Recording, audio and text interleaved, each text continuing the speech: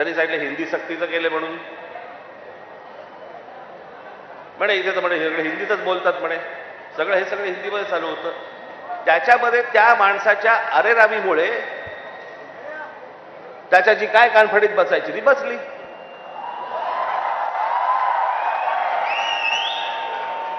मग लगेच इकडच्या सगळ्या व्यापाऱ्यांनी बंद बिंद पुकारला. तुमच्या मारली होती, अजून नाही मारली आहे. विषय समजून न घेता काय झालंय माहिती नसताना कुठच्या तरी राजकीय पक्षाच्या दबावाखाली येऊन जर तुम्ही हे असले बंद बिंद करणार असाल, तुम्हाला काय वाटलं मराठी व्यापारी नाहीयेत?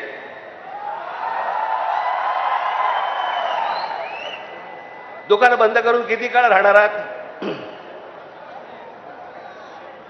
शेवटी आम्ही काहीतरी घेतलं तरच दुकान चालणार ना.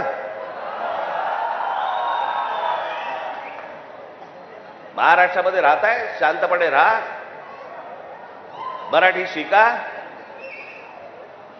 आमचं काही वावडं नाहीये, तुमच्याशी काही भांडण नाहीये.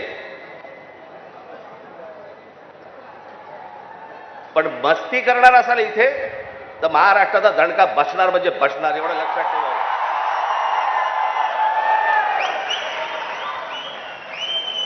तर काय विषय होता?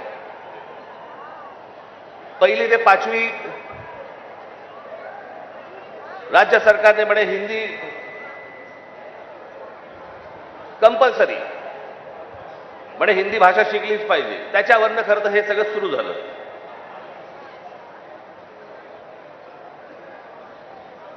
काल आमचे ते मुख्यमंत्री महाराष्ट्र राज्याचे देवेंद्र फडणवीस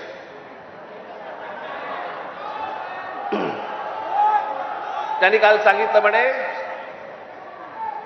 तिसरी हिंदी भाषा आम्ही सक्तीची करणार म्हणजे करणार. आता राज्य सरकारला जर आत्महत्याच करायची असेल तर त्यांनी बेशक करावी.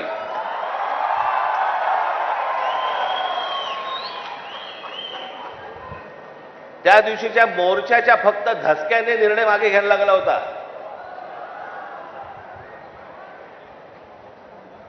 फडणवीसजी तुम्ही सांगताय ना की तिसरी भाषा आम्ही सक्तीची आणणार म्हणजे आणणार. मी आत्ता आपल्याला सांगतो, महाराष्ट्रात पहिली ते पाचवी हिंदी आणायचा आपण प्रयत्न तर फक्त करून बघा.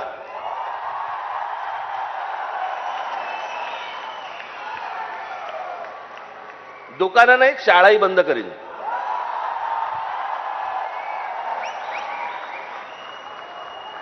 महाराष्ट्र राज्याचा मुख्यमंत्री हिंदीसाठी भांडतोय, मराठीसाठी, मराठी सक्तीची. इतर ज्या बाकीच्या शाळा आहेत याच्यामध्ये तुम्ही आज मराठी आणली पाहिजे, सक्तीची केली पाहिजेत. ते सोडून तुम्ही हिंदी सक्तीची करण्याच्या मागे लागलेला कोणाच्या दबावासाठी? कोण दबाव टाकते तुमच्यावरती?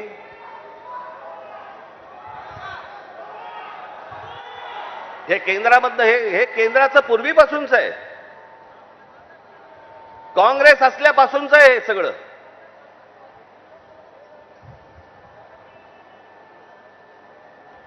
मुंबईसह संयुक्त महाराष्ट्र जो झाला त्याचा जो लढा होता, इतका प्रचंड मोठा लढा, ही मुंबई महाराष्ट्रापासून बाजूला करण्याचा डाव होता.